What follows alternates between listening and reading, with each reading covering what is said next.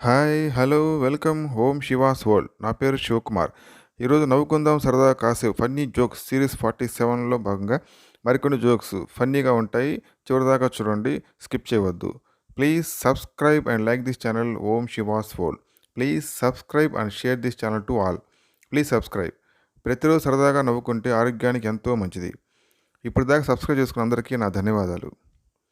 రవి: మీ పళ్ళు ఏమిటండి అంత తెల్లగా ఉంటాయి, ఏమిటా రహస్యం? రజని: ఏముంది, ఇంటికెళ్ళగానే తీసి కడిగి బీరువాలో పెడతాను అంతే.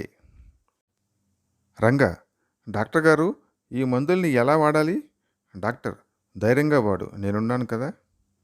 రాఘవ: నా డబ్బులు ఇస్తా అన్నావు, ఇవ్వు.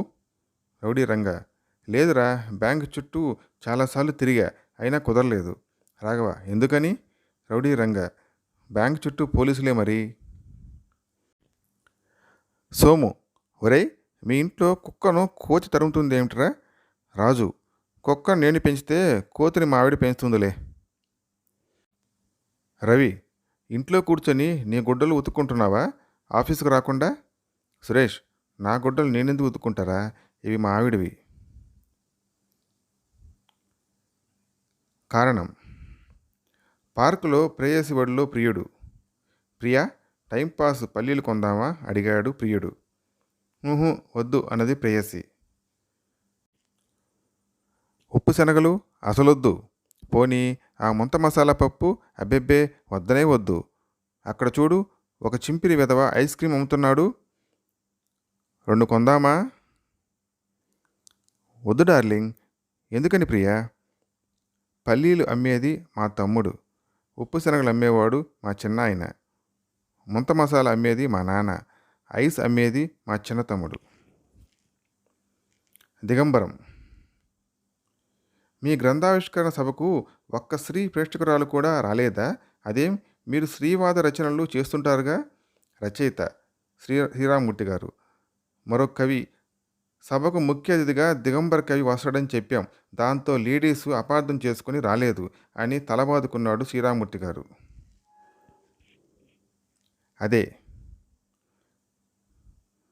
ఏం వై సుబ్బారావు, మొన్న మీ ఇంటికి వస్తే తాళం వేసింది, ఇల్లేమైనా మారావా?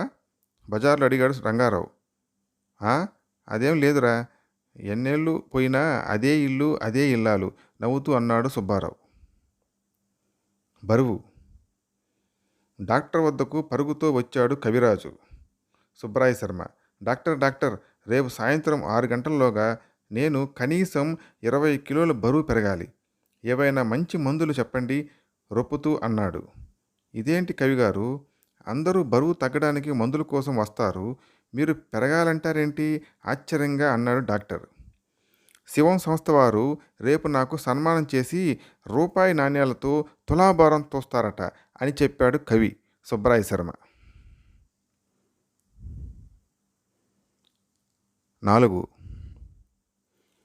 ఒకే రోజు మీరు 4 రకాల సబ్జెక్టుల మీద 4 సీరియల్స్ రాస్తారా? గ్రేట్, ఎలా? ఆశ్చర్యంగా అడిగాడు నవలా రచయిత్రి సురేఖవాణిని అభిమాని. అవును, ఉదయం పూట ఉషోదయం, మధ్యాహ్నం ఆకలి మంటలు, సాయంత్రం సంధ్యా సమయం, రాత్రిపూట పడగ్గది నవలు రాస్తాను చెప్పింది Surekhavani. So please subscribe and like my channel Om Shiva's World. Please subscribe and share this channel to all. Please subscribe. Thanks for watching. Thank you.